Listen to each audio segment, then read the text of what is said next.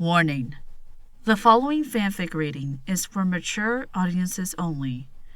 It contains mature subjects such as grief, death of loved ones, discrimination, alcoholism, and gore. Viewers' discretion is advised. The Legend of Spike, Discord's Mask, written by DiabloGuapo. Chapter 14, Acceptance Cycle, Day 1. Dawn of the first day, 72 hours remaining.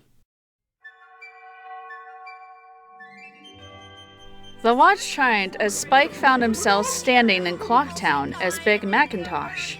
Spike changed back into his natural dragon form and looked at the magic gauge on the side of the amulet.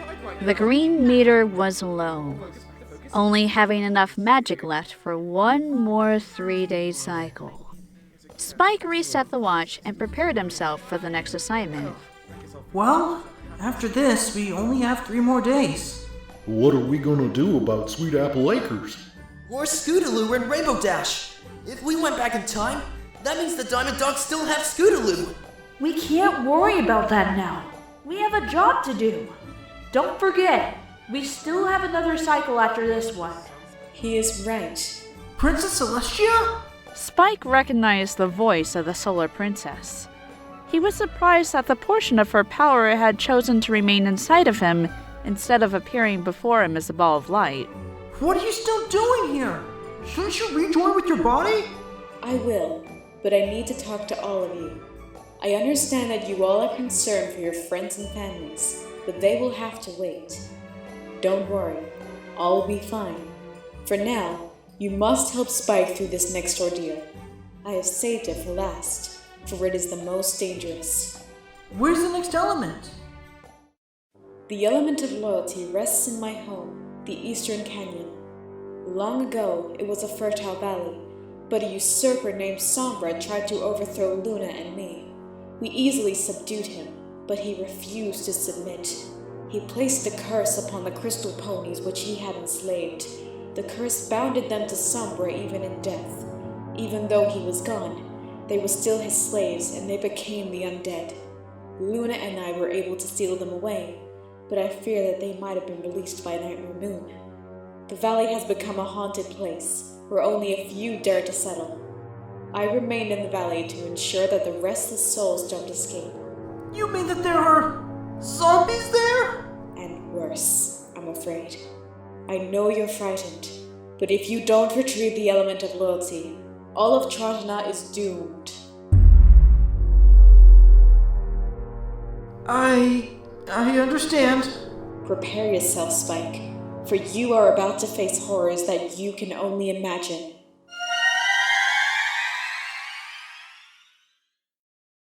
With that, the ball of light left Spike and headed to the north. Spike was paralyzed with fear. Ever since he read that comic where zombies ate those ponies' brains, he has been terrified of the thought of the creatures.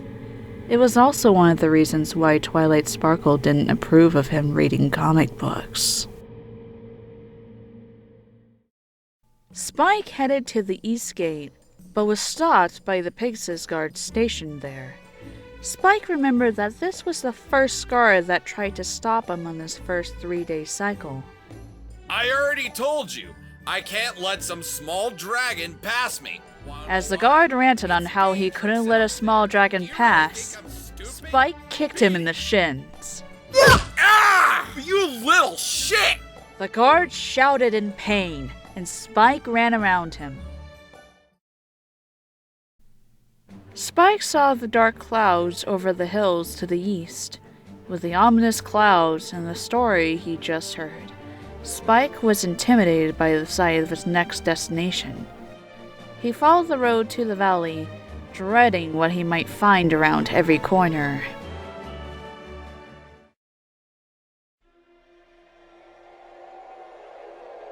So far, so good. He saw that there were ruins of ancient buildings scattered around the path. Large stone pillars and blocks that were once the foundations of a grand city were now eroded by the unforgiving passage of time.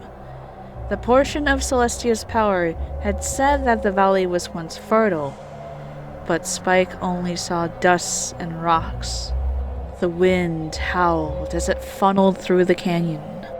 There's no sign of zombie ponies here. Maybe Nightmare Moon didn't release them. I hope you're right. I don't want to die twice in 1 week. Hey, yup. Spike heard something and looked to the side of the road. He saw a strange sight. There was a pony wearing a dragon costume. The costume looked like the one he had worn during the previous nightmare night. The pony was carrying the shovel and was headed down a path that branched off of the main road. That was a pony wearing a dragon costume. Spike commented, stunned at what he saw. Carrying a shovel in a haunted wasteland. Okay, I've seen enough. Let's get out of here. Nope. Big Macintosh is right. We need to follow him. Oh, sure. Let's follow the weirdo in the costume. What could go wrong? Spike followed the pony down the trail, and he came to a graveyard. The cemetery had crumbling mausoleums and eroding headstones. Crows sat on the branches of dead trees, watching the dragon as he entered the graveyard. Spike looked up at them and noticed the black birds' heads slowly turning as he walked by. It was though they were waiting for something. They gave him the creeps, watching him with their dark eyes. Spike ignored the birds and saw the pony dressed as a dragon digging with a shovel. Spike walked over to the digging earth pony. He could see that the pony had a white coat, a small beard, a red nose, squinted beady eyes, and a cheery expression on his face. For some reason, Spike didn't trust this pony. He looked too suspicious for Spike's liking. What are you doing? Celestia said that only a few would dare come to this place. So was there a pony here digging a hole in the graveyard? Oh, what's this? The pony exclaimed as he noticed Spike standing beside him. He dropped his shovel and turned his attention to the dragon. Scales? Spines? Sir, could you, by chance, be a dragon? Yeah. Spike stated as he raised a brow at the pony. Isn't it obvious? Oh, my name is Tingle. The dressed-up pony introduced himself with a bow. I think I am the same as you, sir. A dragon. Okay, he's crazy. Let's get out of here. Oh, come on. Give him a chance. He might have something important to say. My father tells me to grow up and act my age, but why? Even though I may be a 35-year-old earth pony, Tingle is a very reincarnation of a dragon. The pony started to prance about like a little foal. Oh, lucky, lucky! You're so lucky to be born a dragon! Okay, he's crazy. Crazy? Try nuttier than squirrel droppings. Yup. I know! We should be friends! The eccentric pony giggled as he danced. Spike wasn't sure how to respond to that. Yes! In exchange, I will sell you a map for cheap as a sign of my friendship. Will you buy one of Tingle's maps for only 40 bits? 40? No thanks, I'm good. So, why are you digging holes in a cemetery? Are you the caretaker? No, I'm searching for treasure. Treasure? Yes! As the dragon that I am, I love treasure! I heard that there is treasure buried in these ancient graves, and Tingle is going to dig them up! He's not just crazy, he's also a grave robber. So, will you help me? I'll give you 10% of my find. No. Oh, Oh, well then, more for Tingle. He spun around and tossed out confetti from his pockets. Tingle, Tingle, coolly. These are the magic words that Tingle creates himself. Don't steal them. Spike slowly backed away from the lunatic as he continued to dig. He looked over to a mausoleum and saw the royal seal of Celestia engraved over an opened vault. Despite his better judgment, Spike headed over to the tomb. He noticed that the stone door was moved aside, but the strange thing was that a breeze was coming from inside the tomb. This caught this dragon's interest, and he cautiously peeked inside. The room was empty. If this was a tomb of some pony, where was the sarcophagus and where was the breeze coming from? Come inside! A voice seemed to call to the dragon. At first, Spike was frightened and jumped back. Come inside. I have information. Spike could now hear that it was a voice of an elegantly spoken mare. Even though his common sense told him to run, the voice sounded so inviting. Spike walked inside and pulled out the lens of truth. Something must be hidden in this tomb. He looked through the lens, and a doorway was revealed on the back wall. Spike entered the dark tunnel and pressed onward. Thanks to his draconic eyesight, he could see better in the dark than any pony could. At the end of the tunnel was a chamber. There was a suit of armor holding a large battle axe. Light from an opening in the ceiling surrounded the armor in a circle of light. Behind the suit of armor was a stone casket. Spike walked towards the grave, passing through the circle of light. Wait! Don't enter the circle! The elegant voice warned as Spike took a step into the light. Too late. The suit of armor violently shook and came to life. The pieces of armor seemed to clad an invisible pony, which held the battle axe in a combat stance. It spun the axe around its head and brought it down on the young dragon. Spike shouted as he jumped back and the axe embedded itself into the ground. The Phantom Knight struggled to pry the axe head from the stone floor. Spike ran to the door, but a stone slab slammed in front of him, sealing him inside with a warrior. He looked behind him just in time to avoid being decapitated by the large axe. Spike rolled away from the attack and ran behind a stone pillar. The invisible warrior brought down its axe as Spike braced himself. The weapon got lodged halfway through the pillar, and the knight tried to pull it out. Seeing an opportunity, Spike shoved the pillar with all of his might. The pillar leaned over and crumbled on top of the suit of armor. When the dust cleared, the dragon saw the armor crushed underneath the fallen pillar. Spike sighed with relief and headed over to the grave. Above the casket, a figure materialized. It was a sophisticated-looking earth pony mare with a gray coat and a flowing black mane. She had a cutie mark of a clef note, and she was holding a cello and her eyes seemed to glow. I am Octavia. I am the cellist of the Royal Trotton Orchestra. My partner, Final Scratch, and I came to the valley to discover the secrets of the ancient royal symphonies. As she spoke, Spike noticed that she had 2 fang-like teeth. When we arrived, we saw Nightmare Moon.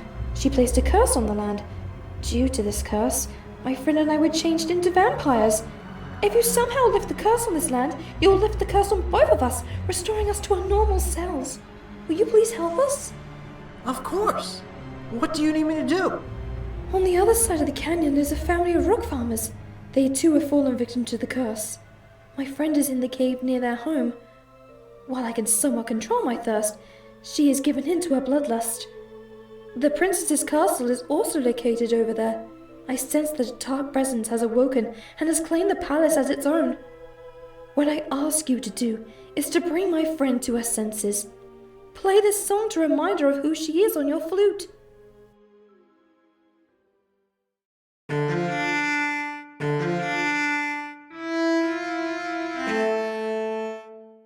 The mayor played a song on her cello, which Spike followed with his flute.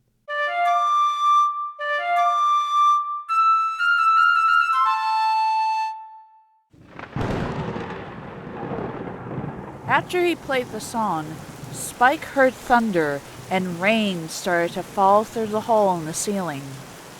After a minute, the rain stopped. This is a song spell that Vinyl and I discovered.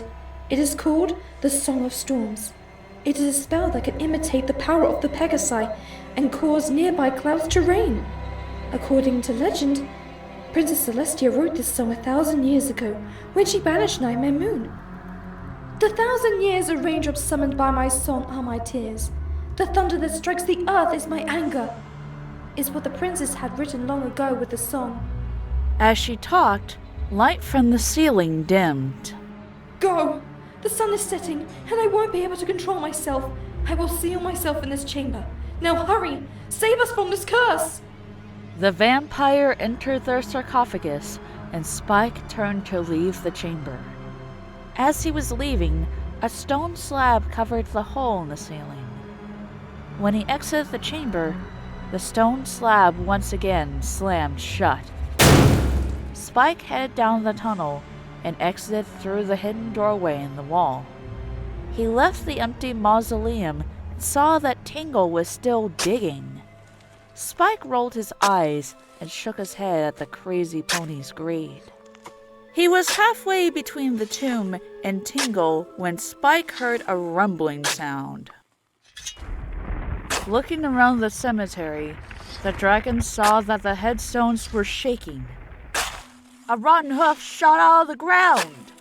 Spike watched in horror as more hooves sprung out of the graves. Tingle! Get out of there! However, he didn't hear Spike, for he was too caught up in his plans to get rich to notice the dragon. As he fervently dug deeper into the grave, the skeletal head of a former crystal pony burst forward out of the ground and shrieked at him. Tingle screamed and fell onto his back. He crawled backwards, trying to get away from the rotting corpse that was now clawing its way out of its grave. Another hoof shot out the ground and grabbed one of Tingle's legs. Panicked, he tried to pull free from the hoof as its owner's head emerged from the dirt and let out a shriek. The withered remains of the pony that was coming out of the grave crawled on top of the earth pony and opened its mouth that contains yellow and black teeth. The creature lunged at Tingle's neck, and Spike screamed in horror at the grisly scene. Ah! This was like one of those comic books, but this was infinitely many times worse. Another undead pony joined the other two, and Spike ran back to the mausoleum. The young dragon panted as he ran. Suddenly, an undead crystal pony lunged out of the ground in front of him. Spike could see through its ribcage, and what little flesh it had barely covered its bones. It opened its mouth to shriek, and its jaw opened unnaturally wide, for the flesh that connected the bottom jaw to the top jaw had almost completely decayed away. When it shrieked, Spike could smell the rancid smell of death coming from its breath. It had no eyes, but two red pinpoints of light glowed within the empty sockets. Spike sidestepped as the ghoul lunged at him with its gaping maw. The creature missed its mark and landed on the ground as Spike made a break for the mausoleum. As he ran, more zombie ponies rose from their graves. Spike ran inside the tomb and slid the heavy stone door across the entrance. Spike saw the creatures approaching the tomb, and he barely managed to shut the heavy door before they could reach him. The zombies scratched at the door and walls of the tomb. but the stone prevented them from burrowing their way in to get the dragon. Spike could hear the muffled sounds of Tingle screaming. He could hear the awful noise of the monsters feasting. Tingle's screams became a gurgling sound, and then silence. Spike sat against the wall facing the door and hugged his knees. He cried as he trembled with fear. He pulled out the flask of blue potion and took a drink, knowing it would keep him awake through the night. He had longed for a decent night's sleep ever since he arrived in Trotana. Tonight, he dared not to. Ponyville, Day 3, 10 o'clock a.m. As Twilight Sparkle was doing research on what her dreams could possibly mean, she heard a knock on the door. Hello, Twilight? She heard Rarity call from outside. The door opened, and the white unicorn entered the library. She looked at her lavender mare, who was surrounded by piles of books, and gave her a concerned look. Twilight, have you been up all night again? No, I got a few hours of sleep last night. I had a dream, and I think it's a premonition or a vision of sorts. I've been doing research to see if I could find something, but I haven't had much luck yet. Twilight, I need to tell you something. What is it, Rarity? Twilight asked as she looked up from her books. The white mare bit her lip and knitted her brow. Whatever it was, it had to be hard for her to tell Twilight. It's all my fault! Huh? What are you talking about? Rarity threw herself around her friend's hooves and started to cry hysterically. It's my fault that Spike ran away! Twilight was stunned by her friend's sudden hysterics and helped her to stand back up. Rarity, calm down and tell me what happened. She told her friend as she led her to the couch. Rarity tried to regain her composure, but she would still whimper and sniffle every few seconds. She recounted the story after taking a few deep breaths. The morning I went to Canterlot, Spike came by the boutique. I was invited to the home of Count High and Mighty. He said he wanted to get to know me better, and I agreed to go to his estate. As I was packing, Spike came over and he wanted to tell me something, but I was too caught up dreaming of what it would be like to be a countess. He finally got my attention and tried to tell me that he loved me. And how did you respond? I told him I was flattered, but I told him I was going to meet some pony. I gave the excuse that he was younger than me. I told him that I thought he was nice, and then I said that I was a unicorn and he was a dragon. And that had really hurt him. I don't know why I said those things. It really doesn't matter what he is. He is 100 times the gentleman that despicable Count High and Mighty could ever hope to be. He always treated me like a lady and would do anything for me. But I rejected him in favor of a sexist scoundrel. I was too busy chasing after my idea of finding the perfect stallion that I was blind to what I already had. Maybe I was scared of my own feelings. Maybe I thought too much of what others would think. Maybe I cared too much about what I thought that I wanted. I don't think you would have run away because of what you'd said. How do you know? Rarity asked, looking up from her hooves. He's run away before. That's because he thought I didn't love him anymore. You see, Spike might be rather mature by pony standards, but he's still a baby by dragon standards. baby dragons imprint on their mothers, and I believe that he sees me as his mother, whether he realizes it or not. Spike sees you as his mother? It would appear so. When he thought that I was replacing him with Aloysius, it hurt him. He felt like I was abandoning him, and that scared him. When we were in King Sombra's castle, we faced a door that showed you your worst fear.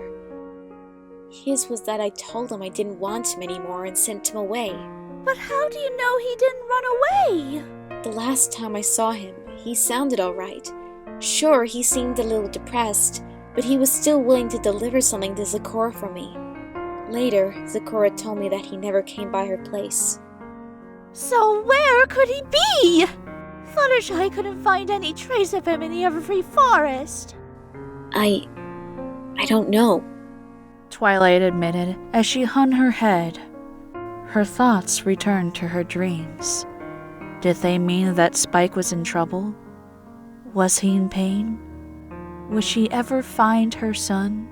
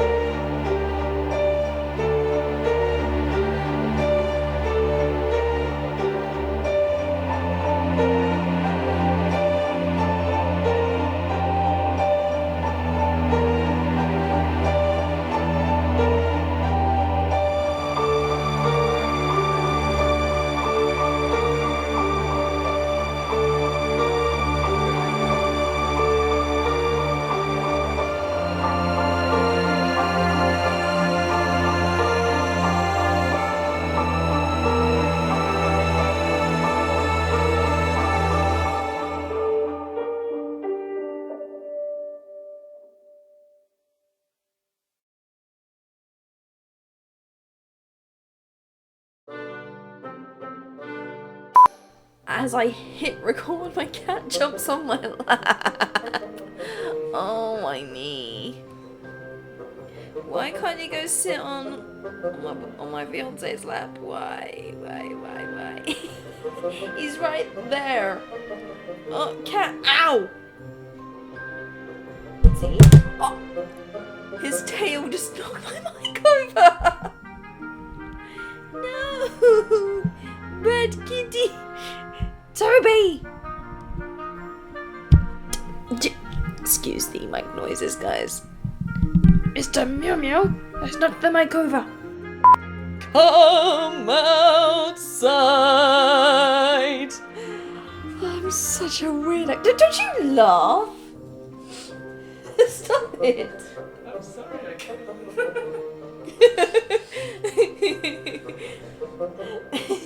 You put a ring on this thing now. Okay, there's no. Okay. The more you say don't walk, the more I'm going to walk. The more you laugh, the more I laugh. Okay, we good? Yeah. Okay. I'm not doing Centaur World. Oh, cheese and biscuits! Oh!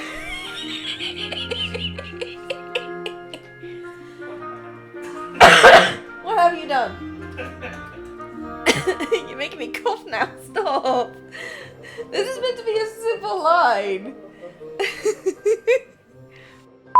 Miss Lauren Person, good day to you, sir. Turn my phone off. Who's Lauren?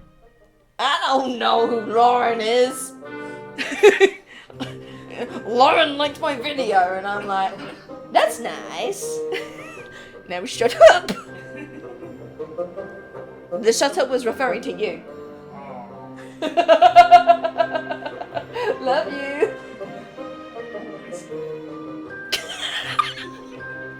Honey! I'm gonna kick you out of it.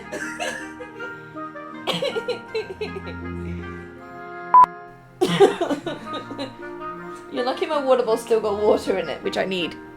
I'm gonna lob it at you right now. I could lob this at you! Yeah, that's my thought.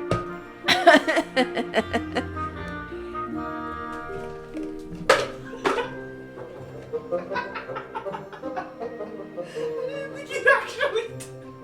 Yes, I did. Oh, you hit this. I don't care. Shut the fuck up. Shut the fuck up. And now the dogs are barking. Chaos. You are just doing this on purpose now.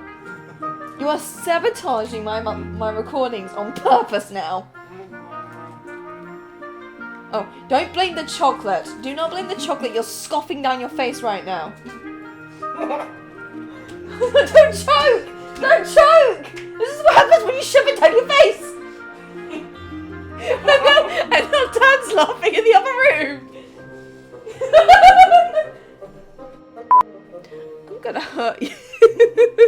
Let me do these lines! Lying down while eating the chocolate is not going to help! Guys, I do love him. He's being a pain in the butt on purpose right now. I do love him. He's just being a pain in the butt right now. Okay. Come inside. I have information. Why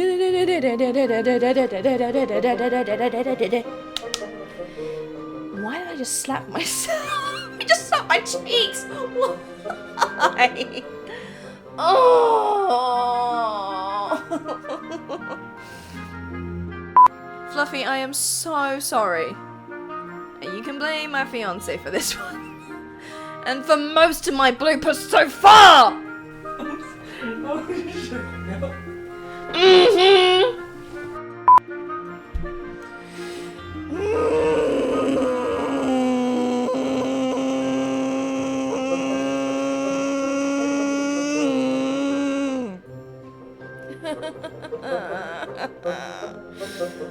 I'm gonna delete my Snapchat, honestly.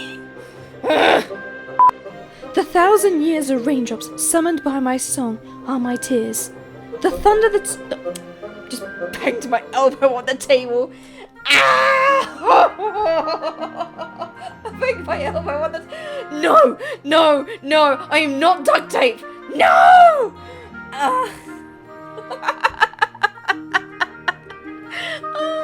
This is not funny. There's something funny about this.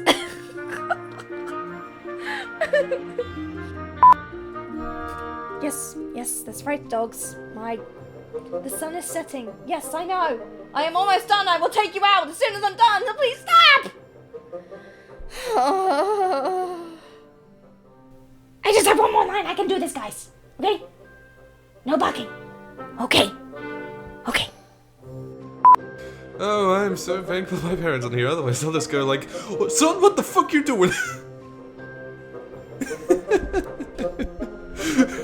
Son, are you being diddled? What the fuck's going on?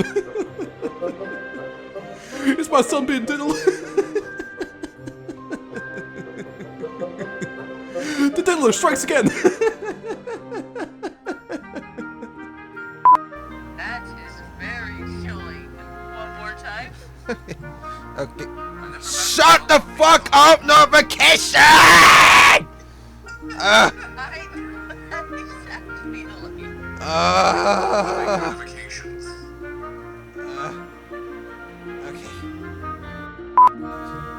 Okay. Shut the fuck up, phone!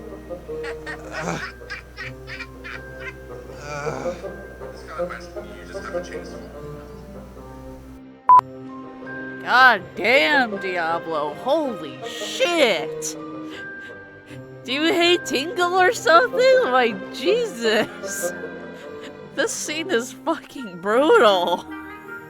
I never expected that to happen. I'm like, shit. Oh, damn. I don't know if you hate the character Tingle, but holy shit. I get he's hateable character, but Jesus.